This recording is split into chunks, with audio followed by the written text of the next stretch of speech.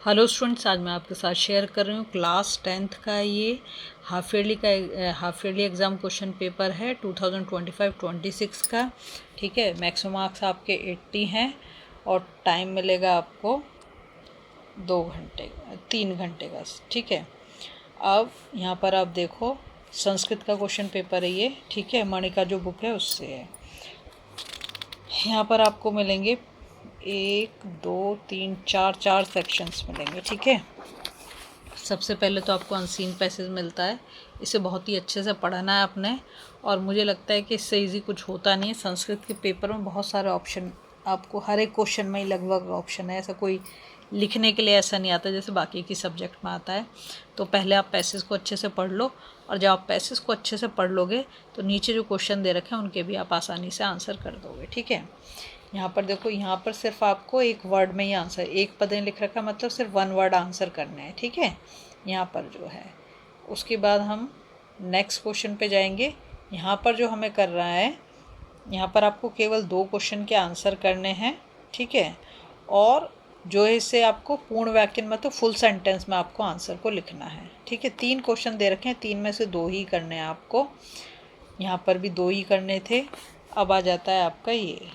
ठीक है, अब इसमें आपको ये जो ऊपर आपने पढ़ा है ना, इसके लिए आपको एक सुइटेबल शीर्षक, मतलब टाइटल, तो ऊपर वाले पैराग्राफ के लिए एक टाइटल लिखना है आपने।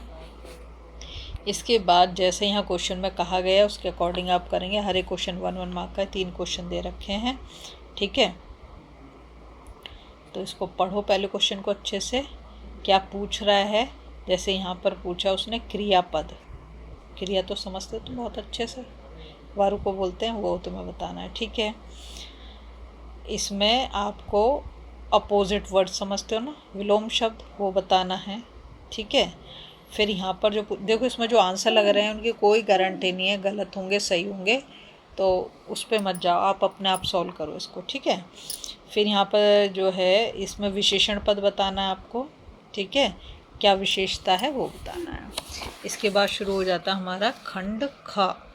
खंड ख जो 15 मार्क्स का है, और ये आपका क्रिएटिव राइटिंग का है। ठीक है, यहाँ पे देखो ये लेटर दे रखा है, इस लेटर को आपने क्या करना है, इसको कंप्लीट करना है। और यहाँ पे आपको हेल्प बॉक्स भी दे रखा है, तो इसकी मदद से आप इस लेटर को कंप्लीट करोगे। ठीक है,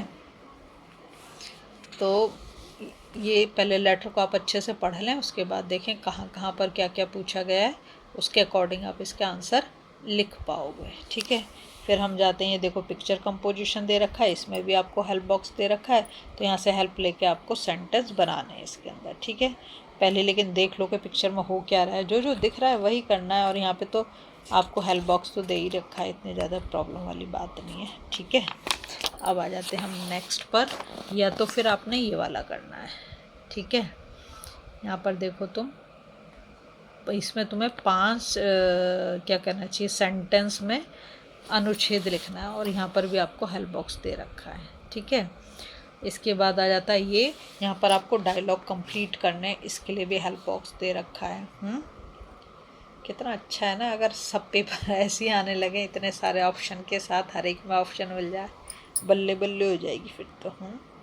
चलो हम चलते हैं नेक्स्ट। ये देखो, इसको आपको कंप्लीट करना है, इसके लिए भी आपको नेक्स्ट पेज पर हेल्प बॉक्स दे रखा है। पहले से पढ़ लो अच्छे से, जब पढ़ लोगे तो कर भी लोगे। ठीक है, तो पहले से पढ़ो अच्छे से, उसके बाद हम जाएंगे नेक्स्ट पेज पर, बाकी का हिस्सा वहाँ पर मिलेगा आपको। ठीक है, ये कथा आपको पूरी करनी है, कथा मतलब स्टोरी, ये रही, और इसमें नीचे हेल्प बॉक्स ये रहा आपका, है ना, कोई मुश्किल की बात नहीं है। फिर आ जाता है आपका भाग ग। ठीक है, 25 मार्क्स का है, और ये व्याकरण का है, मतलब ग्रामर का, संस्कृत ग्रामर का। देखो ये 4 क्वेश्चंस जो है 1 मार्क के हैं, इन्हें आपने करना अच्छा से।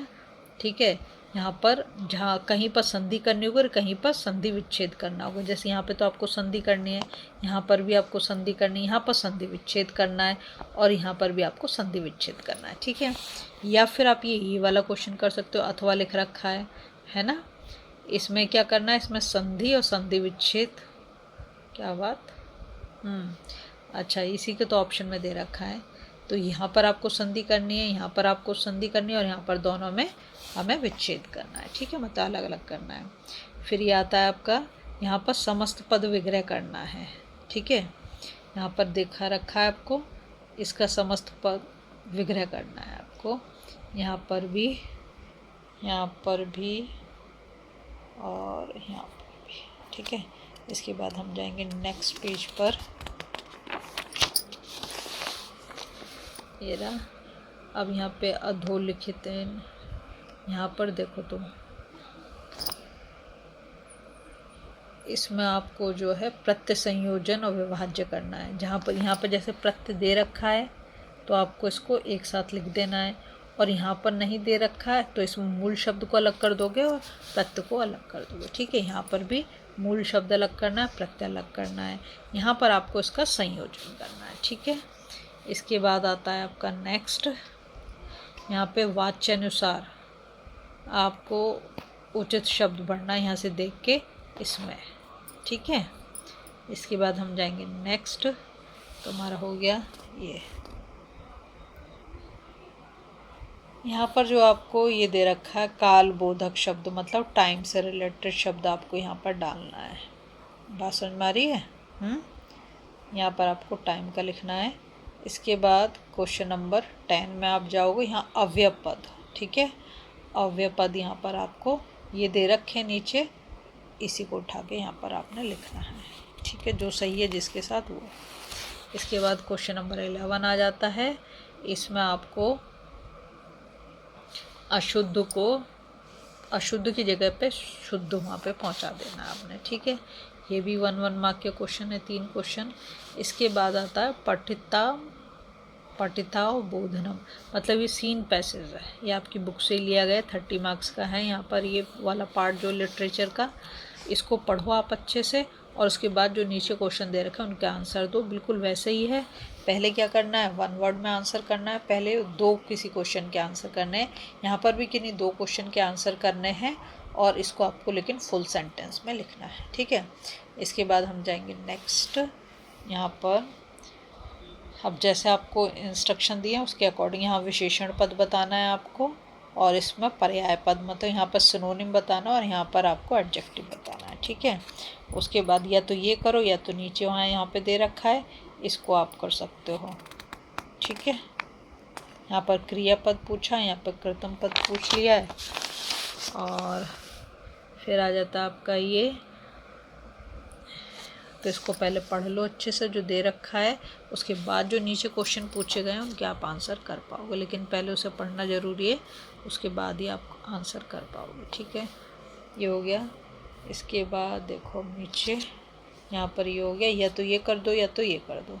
इसके बाद आता है 14 में देखो यहाँ पर जो डायलॉग्स दे रखे हैं, ठीक है, इन डायलॉग्स को आप पढ़ो अच्छे से, और फिर क्या वो पूछ रहा है उसका आप जवाब दे पाओगे नीचे जो क्वेश्चन दे रखे हैं उनके पहले, लेकिन इन डायलॉग्स को आपको पढ़ना होगा, ठीक है। ये हो गया। इसके बाद हम जाएंगे नेक्स्ट पेज पर। यहाँ पर आपको फुल सेंटेंस में आंसर करने किन्हीं 2 क्वेश्चन के। यहाँ पर जो बोल रहा है क्रियापद बताना है आपको, ठीक है, और यहाँ पर आपको सिनोनिम बताना, मतलब पर्यायवाची शब्द लिखना है, या फिर ये नीचे वाले दोनों कर सकते हो, ठीक है। इसके बाद हम जाएंगे रेखांकित पदान्वय, ठीक है। यहाँ पर आपको क्या करना है, यहाँ पर आपको क्वेश्चन फ्रेम करने हैं। ये जो शब्द दे रखा है इसकी जगह पे आपको क्वेश्चन वर्ड को लिखना है, समझ गए।